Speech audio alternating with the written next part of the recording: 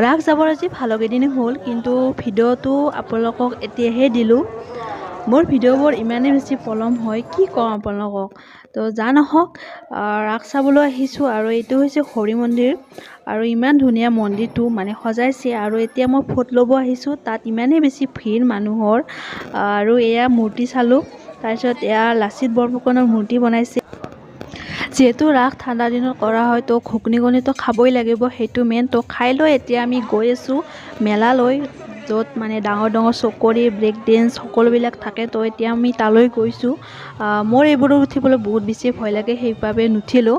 তো এয়া দেখিছেনে মানুহৰ ভিৰ। নলবাৰীৰ ৰাসত মানুহৰ বহুত বেছি ভিৰ হয়, আপোনালোকে চাইছেনে? যদি চাইছে কমেণ্ট কৰি জনাব। আৰু এইটো বনাইছে মানে টাৱাৰ, আৰু এইটো ইমান ধুনীয়া লাগিছে। আৰু বেকগ্ৰাউণ্ডত বহুত বেছি ধুনীয়া ধুনীয়া গান বাজি থাকে, আৰু লাইটিংবোৰ বহুত বেছি ভাল লাগিছে।